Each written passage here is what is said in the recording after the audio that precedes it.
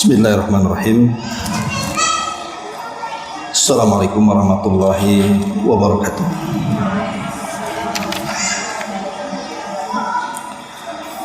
Alhamdulillah wassalatu wassalamu ala Rasulillah wa ala alihi wa sahbihi wa mawalah wa la hawla wa la quwwata illa billahi wa ba'd. Alhamdulillah di siang ini kita bisa berkumpul kembali di Masjid Nurul Hidayah. Salawat dan juga salam kita hadiahkan kepada Rasul kita Nabi besar Muhammad sallallahu alaihi wa alihi wasallam. Baik, kita lanjutkan kajian kita, masih membahas kitab 175 Jalan Menuju Surga, dan kita masuk pada poin ke-30 tentang keutamaan akhlak mulia. Dan sesungguhnya akhlak mulia adalah satu di antara sebab masuk surga. Di sini Nabi sallallahu alaihi wasallam mengatakan, inna min khiyarikum ahasinakum akhlaqo. Sesungguhnya orang-orang yang terbaik di antara kalian adalah orang-orang yang paling mulia akhlak. Kemudian an Abi Hurairah qala su'ila Rasulullah sallallahu alaihi wasallam an aktsari ma yudkhilun nasal jannah. Faqala taqwallahi wa husnul khuluqi. Wa su'ila an aktsari ma yudkhilun nasan nara faqala al fammu wal faraj. Diriwayatkan dari Abu Hurairah radhiyallahu anhu, dia berkata, Rasul pernah ditanya tentang perkara yang paling banyak memasukkan manusia ke dalam surga. Beliau menjawab, ketakwaan kepada Allah dan akhlak mulia. Beliau juga pernah ditanya tentang perkara yang paling banyak memasukkan manusia ke dalam neraka. Beliau menjawab, mulut dan juga kemaluan. Baik, dalam bab ini pengarang hendak menjelaskan kepada kita tentang amalan-amalan surga. Salah satunya adalah akhlak mulia. Satu di antara sebab yang paling banyak memasukkan kita ke dalam surga.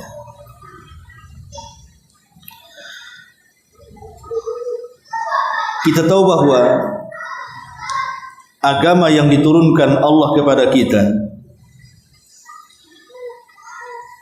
inti kandungannya adalah mengajarkan adab dan akhlak. Makanya Nabi sallallahu alaihi wasallam mengatakan, bu'istu liutammima makarimal akhlak. Aku diutus untuk menyempurnakan akhlak manusia. Karena agama ini secara keseluruhan adalah akhlak. Akhlak sendiri terbagi menjadi beberapa bagian. Pertama, al-adabu ma'allah, berakhlak kepada Allah subhanahu wa ta'ala. Yang kedua, al-adabu ma'a Rasulillahi sallallahu alaihi wasallam wa sahabatihi wa ahli baitihi, berakhlak kepada Rasul, berakhlak kepada sahabat-sahabat Rasul, dan berakhlak kepada keluarga Rasul. Kemudian yang ketiga, al-adamu ma'al walidaini, berakhlak kepada kedua orang tua. Setelah berakhlak kepada Allah, kemudian kepada Rasul, sahabat dan ahli bait, baru nomor 3 berakhlak kepada orang tua. Kemudian yang keempat, al-adabu ma'a hafadhatid din minal ulama'i wa hamalatil Quran, beradab kepada para penjaga agama, di antaranya para ulama dan orang-orang yang punya perhatian dengan Quran. Kemudian yang kelima, al-adabu wa husnul khuluqi ma'al ahli wa dzawil arham. Kemudian tingkatan berikutnya, berakhlak kepada keluarga dan kepada orang yang memiliki hubungan rahim dengan kita. Kemudian yang keenam, al-adabu wa husnul khuluqi fil ukhuwati khassatan wal muslimina amatan. Beradab dan berakhlak pada saudara-saudara yang di luar dari keluarga dan kaum muslimin secara umum, atau disebut dengan ukhuwah al-muslimin, persaudaraan kaum muslimin. Kemudian yang nomor 7, al-adab wa husnul khuluqi ma'amatil khalqi. Beradab dan berakhlak kepada seluruh makhluk.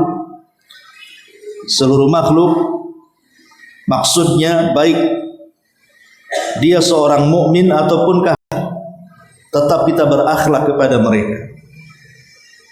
Dan yang terakhir, al-adabu ma'al hayawanah. Beradab kepada hewan-hewan. Inilah 8 perkara yang diajarkan dalam agama ini yang berkaitan dengan akhlak. Di sini Nabi SAW mengatakan dari hadis Abu Hurairah yang kita baca, bahwa akhlak ini adalah perkara yang banyak memasukkan manusia ke dalam surga. Makanya ingat hadis yang pernah kita bahas, ketika Nabi SAW ditanya tentang seorang wanita yang ahli salat malam. Dan kita tahu bahwa salat malam atau tahajud itu juga salah satu yang bisa memasukkan orang ke surga. Kemudian juga wanita ini juga ahli dalam puasa sunnah. Dan puasa sunnah juga salah satu amalan yang bisa memasukkan pelakunya ke dalam surga. Kemudian wanita ini juga ahli sedekah. Dan sedekah juga salah satu jalan kita menuju surga. Tetapi masalahnya, wanita yang punya 3 amalan ini tidak punya akhlak lisan. Jadi salat malamnya oke, puasa sunnahnya iya, sedekahnya tetapi dia tidak punya akhlak karena lisannya selalu menyakiti tetangganya. Makanya Nabi SAW kemudian mengatakan, la khaira fiha hiya min ahlin nar. Wanita itu tidak punya kebaikan, bahkan wanita itu pantas dan layak masuk neraka. Lihat bagaimana akhlak itu atau akhlak yang buruk itu mencegah semua amalan-amalan sunnah untuk menjadi jembatan masuk surga. Harusnya orang yang rajin sholat malam itu kan masuk surga. Harusnya orang yang rajin puasa dan sedekah itu masuk surga. Kenapa orang ini kemudian dimasukkan ke dalam neraka? Karena tidak punya akhlak. Dia buruk kepada tetangganya. Tapi lanjutan riwayatnya adalah ada seorang wanita itu sholat malamnya sedikit, puasa sunnahnya jarang, sedekahnya pun tak pernah sedekah karena tidak ada yang disedekahkan. Tetapi dia punya akhlak, tidak mau menyakiti siapapun sampai kepada tetangganya.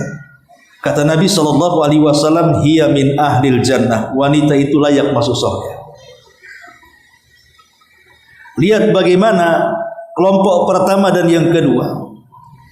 Kelompok pertama memiliki bekal dengan banyaknya amalan sunnah, dari salat malam, tahajud sampai kepada sedekah dan puasa, tetapi tidak memasukkan ia ke dalam surga. Kenapa?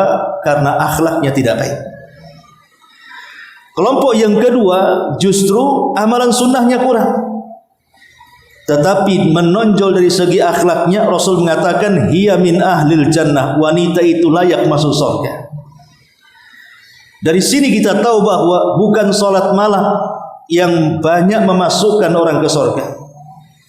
Bukan puasa sunnah yang banyak memasukkan orang ke surga, juga bukan sedekah.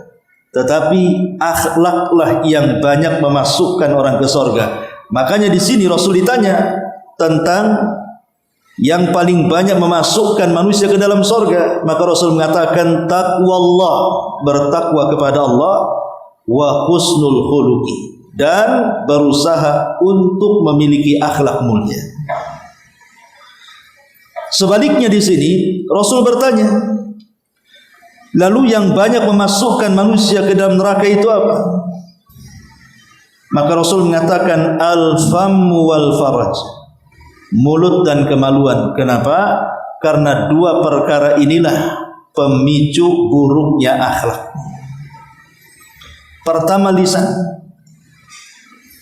Dari lisan inilah muncul ghibah, dari lisan inilah muncul dusta, dari lisan inilah muncul namimah, mengadu domba.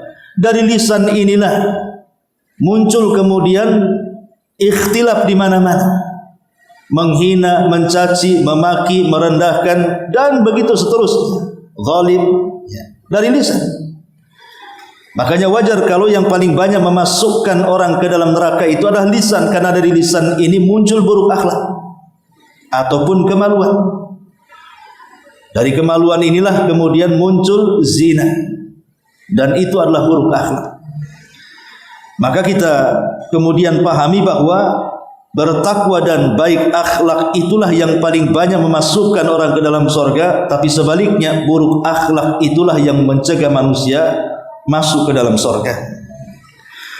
Kemudian Nabi SAW mengatakan, ma syai'un asqalu fi mizanil mu'min yaumal qiyamati min khuluqin hasanin wa innallaha la yubghidul fahishal badi.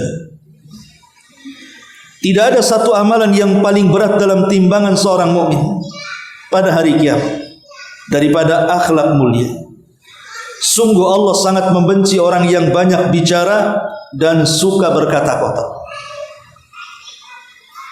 Lihat bagaimana Nabi SAW mengatakan, yang paling mudah untuk memberatkan timbangan kita di hari ketika amalan kita ditimbang di hadapan Allah adalah akhlak. Dan akhlak mencakup 8 perkara yang tadi saya sebut, baik yang bersifat hablum minallah ataupun hablum minannas. Tapi sebaliknya, yang meringankan timbangan adalah buruk akhlak. Makanya Rasul mengatakan Allah sangat membenci orang yang banyak bicara lagi berkata-kata kotor, karena kedua perkara itu ciri orang yang tidak berakhlak.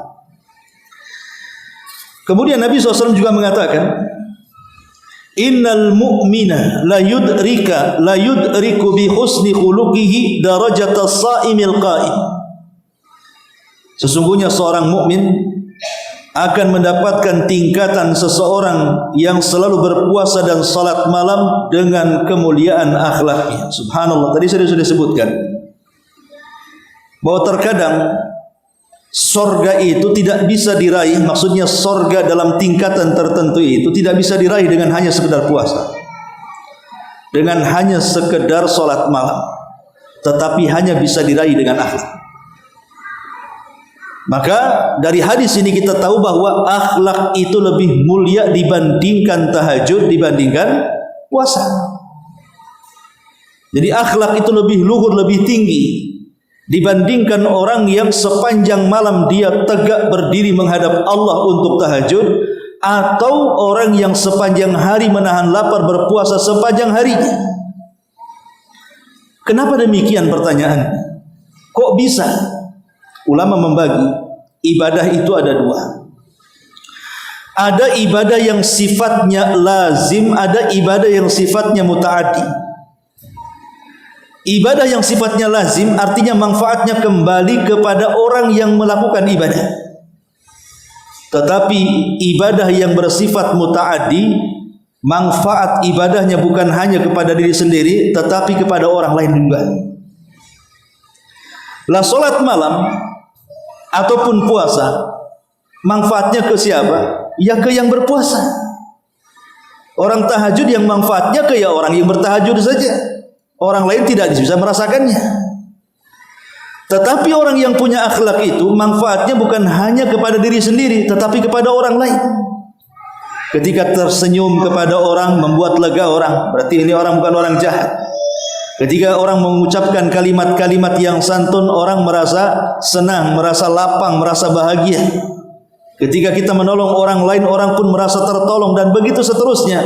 Maka dalam kaidah para ulama, ibadah yang bersifat manfaatnya luas lebih baik dibandingkan yang manfaatnya sempit.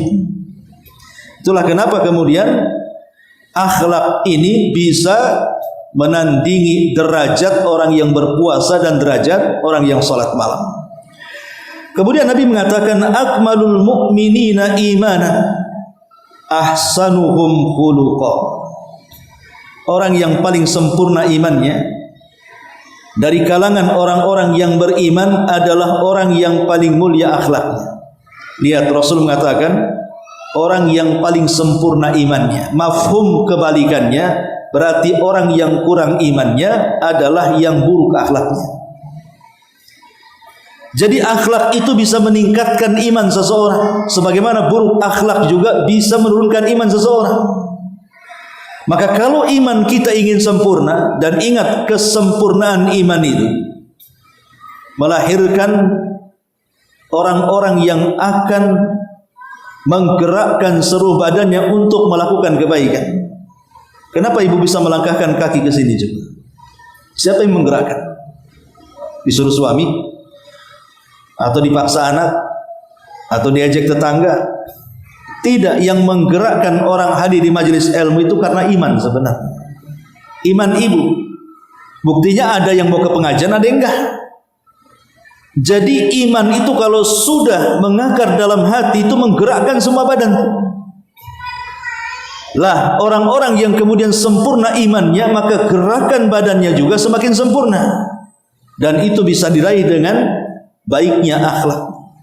Makanya akhlak itu melahirkan banyak perkara yang sangat terpuji.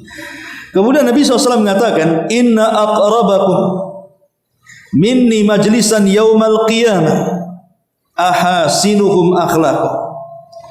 Sesungguhnya orang-orang di antara kalian yang paling dekat tempat duduknya denganku pada hari kiamat, mereka orang-orang yang mulia akhlaknya di antara kalian. Subhanallah, lihat bagaimana kemuliaan akhlak bisa mendekatkan diri kita di sisi Nabi SAW pada hari kiamat. Kita sudah tidak berjumpa dengan Nabi, dan kita pun tidak bisa melihat Nabi. Hanya satu kesempatan kita bisa menatap wajah Nabi dan duduk di samping Nabi. Dengan cara apa? Memperbaiki akhlak. Kemudian Nabi SAW juga mengatakan, inna min ahabbikum ilayya wa aqrabikum minni majlisan yaumal qiyamati ahasinukum akhlaq. Wa inna abghadakum ilayya wa ab'adakum minni majlisan yaumal qiyamah as-sartharun wal mutasyaddiqun wal mutafayhiqun. Qalu ya Rasulullah, qad alimna as-sartharun wal mutasyaddiqun, famal mutafayhiqun? Qala al mutakabbirun. Sungguh ada orang-orang yang paling aku cintai dan orang yang paling dekat tempat duduknya denganku pada hari kiamat. Siapa mereka? Orang-orang yang paling mulia akhlaknya. Tapi di sana ada orang-orang yang paling jauh dariku tempat duduknya pada hari kiamat. Siapa mereka? Yang pertama, as-sartharun, orang yang banyak bicara. Orang yang banyak bicara, kalau tidak penting pasti akan memelesetkan lidahnya.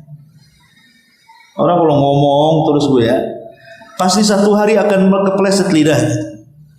Pasti akan mengeluarkan kata-kata, sadar ataupun tidak, kata-kata itu justru berdosa di hadapan Allah. Kemudian yang kedua, wal mutasyaddiqun. Mutasyaddiqun juga sama, orang-orang yang pedas bicaranya. Kemudian para sahabat mengatakan, jadi kami sudah paham apa sartharun, banyak bicara, al-mutasyaddiqun, orang yang keras lancang bicara, Famal mutafaihikun, apa makna mutafaihikun ya Rasulullah? Maka Rasul mengatakan, itulah orang-orang yang sombong. Abdullah ibn Mubarak ketika mendefinisikan kalimat husnul khuluq, beliau mengatakan husnul khuluq adalah kelembutan wajah. Ini pertama. Jadi husnul khuluq adalah talaqatul wajhi, kelembutan wajah. Di wajah itu ada mata, ada hidung, ada lisan, ada otak gitu ya, ada telinga. Inilah kepala kita. Ya. Lah kata Abdullah ibn Mubarak, kita bisa memandang orang itu punya akhlak atau tidak, lihat mukanya. Dengan memandang muka orang saja, kita bisa melihat orang ini punya akhlak atau tidak. Kalau nampak matanya indah, tidak tajam melotot, nampak lisannya senyum, tidak tajam bicara, nampak telinganya tidak mungkin mendengarkan kecuali yang dibolehkan, dan tidak mencium kecuali dihalalkan, dan wajahnya bercahaya karena adanya kelembutan, maka orang ini berakhlak. Tapi kalau baru ngomong saja sudah nyelekit, sudah keluar kata-kata binatang, sudah bu, orang ini nggak punya akhlak. Ya. Atau jarang senyum, susah kali senyum, atau mahal kali ya. Senyumnya itu kalau ada maunya saja, nah itu berarti tidak punya akhlak. Jadi sebenarnya kita bisa melihat akhlak itu dari wajah seseorang itu sudah bisa. Kalau suka melotot, suka marah-marah, suka mengumpat, suka melaknat, suka menghina, menggibah dan yang lainnya, kita sudah paham orang ini nggak punya akhlak. Ini kata Abdullah ibn Mubarak. Yang kedua, menyebarkan hal yang ma'ruf, artinya menyebarkan hal yang baik, badlul ma'ruf, suka menolong orang, nampak ada sesuatu di jalan ini membahayakan, langsung dibuang gitu. Nampak orang yang dizalimi, kita bela.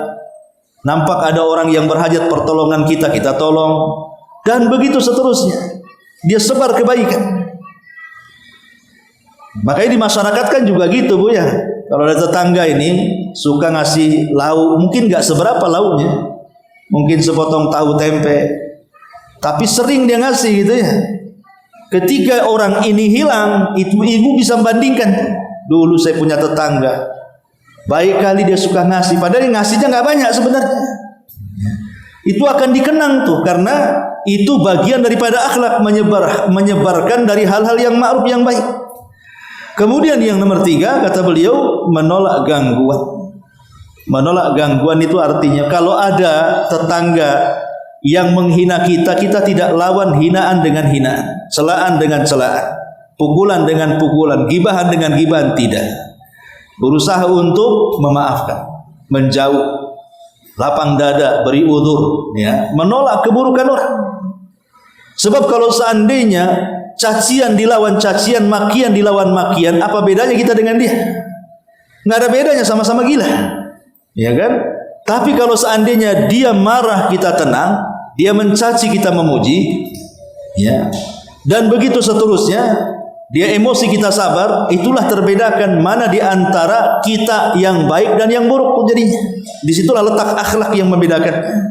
Lah Abdullah ibn Mubarak mengatakan akhlak itu di 3 kalimat ini.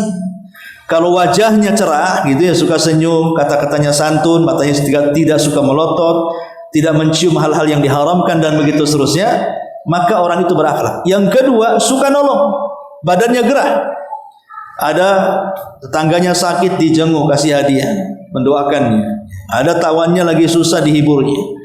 Ada barang-barang yang mencelakakan orang, diselamatkannya, dan begitu seterusnya. Termasuk juga menolak gangguan kejahatan, tidak membalas kejahatan dengan kejahatan, atau mencegah kemungkaran.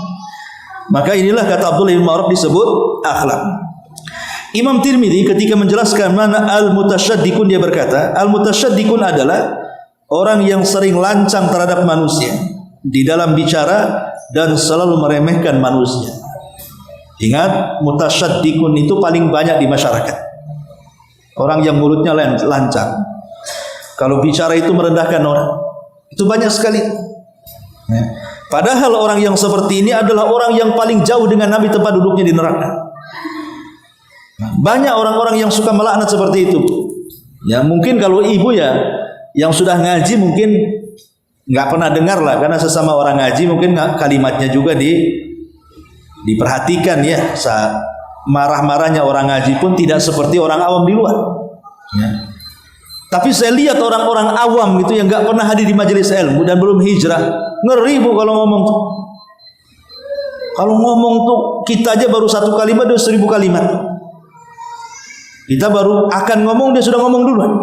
Belum lagi bahasa yang tidak tertata, belum lagi kemudian bahasa yang menyakitkan. Itu udah biasa di masyarakat itu, kalimat-kalimat binatang, kalimat umpatan, celaan dan begitu seterusnya. Mereka tidak paham bahwa ini penyebab mereka akan dijauhkan dari Rasul. Kenapa dijauhkan dari Rasul? Karena Rasul tidak suka dengan orang yang tidak berakhlak. Rasul itu suka dengan orang-orang yang berakhlak.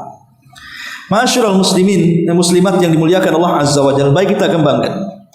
Kita tahu bahwa tadi saya sudah katakan di awal, Islam ini mengajarkan kepada kita seluruhnya adalah akhlak, termasuk rukun Islam. Mulai dari syahadat, salat, puasa, zakat, haji, itu semua mengajarkan akhlak. Contoh haji. Haji tidak mungkin diterima kalau ketika haji kita tidak berakhlak. Kata Nabi SAW, man hajjal baita falam yarfus walam yafsuq raja'a ka yaumin waladathu ummuh. Siapa yang haji tapi dia berusaha ketika haji itu menjaga lisannya, berarti dia berakhlak dengan lisannya, menjaga anggota badannya, tidak melakukan kefasikan, maka dia pulang ke rumahnya dari manasik hajinya seperti anak yang baru dilahirkan dari orang tuanya, artinya tidak punya dosa. Berarti kalau kita pahami hadis ini, barang siapa yang ketika haji tidak bisa menjaga lisannya dan tidak bisa menjaga perbuatannya dari kefasikannya, maka dia tidak seperti bayi yang dilahirkan dari perut ibunya. Maksudnya bayi yang dilahirkan kan tidak berdosa, hilang dosanya. Ya, menunjukkan bahwa pahala dan tidaknya haji itu ditentukan dengan akhlak. Yang kedua, contoh yang lain, puasa. Nabi SAW mengatakan, rubba sa'imin laisa lahul jaza illal ju' wal atas. Berapa banyak orang yang berpuasa itu tidak mendapatkan apapun kecuali lapar dan dahaga. Kenapa? Karena dalam hadis yang lain, mereka belum mampu meninggalkan kemaksiatan kepada Allah. Seperti ketika puasa dia berdusta, ketika puasa dia ghibah, ketika puasa dia menipu, merendahkan, menghina dan yang semacam. Memang itu tidak membatalkan puasa secara sah dan tidaknya, karena itu bukan pembatal-pembatal puasa, tetapi itu bisa menggugurkan pahala. Kalau seandainya hanya sah saja dalam berpuasa tapi tidak berpahala, berarti kan kita capek-capek saja puasa. Tujuan puasa kita ini ingin dapat pahala, dapat surga. Rupanya setelah jungkir balik kita ini mengerjakan ibadah nggak dapat apa-apa. Ibarat ibu jadi pembantu di rumah saya, kemudian nyuci dari pagi sampai sore selama sebulan, sampai waktunya gajian tak ada gajian, kan rugi namanya. Saya sudah peluh-peluh tiap hari datangnya dari terbit fajar sampai terbenam matahari kerja, sampai 1 bulan lagi. Setelah 1 bulan saya katakan silahkan pulang, nggak dapat apa-apa. Kan capek-capek saja gitu. Inilah menentukan bahwa akhlak itu juga menentukan amalan puasa. Makanya Rasul mengatakan, malam yada qaula zur wal amala bihi falaysa lillahi an yada'a ta'amahu wa syarabahu.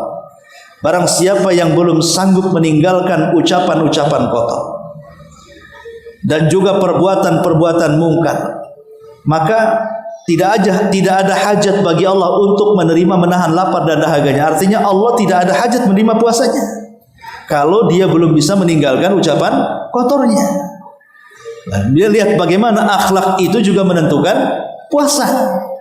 Dengan kata lain, puasa melahirkan akhlak. Dengan kata lain, haji melahirkan akhlak supaya haji dan puasa diterima. Begitu juga salat. Allah mengatakan, inna salata tanha anil fahsya'i wal munkar. Sesungguhnya salat itu bisa mencegah perbuatan keji dan mungkar. Perbuatan keji dan mungkar itu adalah sesuatu yang tidak ada akhlak. Tetapi dengan salat bisa dicegah tuh akhlak-akhlak buruk dan menjadi akhlak yang baik. Jadi salat itu juga melahirkan akhlak. Apalagi zakat. Zakat jelas Allah mengatakan wa yuzakkihim khudh min amwalihim shadaqatan wa tutahhiruhum wa tuzakkihim biha. Khudh min amwalihim shadaqah. Ambillah dari harta mereka sebagai zakat. Sedekah di sini maksudnya zakat. Yang bisa tutahhiruhum wa tuzakkihim biha, membersihkan hati dan membersihkan dosa. Akhlak yang inti itu dalam hati, kemudian diaplikasikan dalam perbuatan, apalagi syahadat. Intinya bahwa rukun Islam itu mengajarkan akhlak, karena memang agama Islam itu secara keseluruhan adalah akhlak, sebagaimana yang saya sudah sebutkan di awal, 8 perkara seseorang itu harus berakhlak. Akhlak kepada Allah, jelas mentauhidkan Allah dan tidak menyekutukannya. Yang kedua, akhlak kepada Rasul, artinya kita membenarkan apapun yang dihabarkan, melaksanakan apapun yang diperintahkan, menjauhi apapun yang dilarang, dan tidak melakukan sebuah syariat kecuali yang telah disyariatkan dia dari Allah Subhanahu wa taala. Itu akhlak kepada Rasul. Kemudian akhlak kepada orang tua ma'ruf, tidak melawan, tidak mengatakan apalagi memukul, dan begitu seterusnya. Ini semua adalah akhlak yang mulia. Wallahu alam.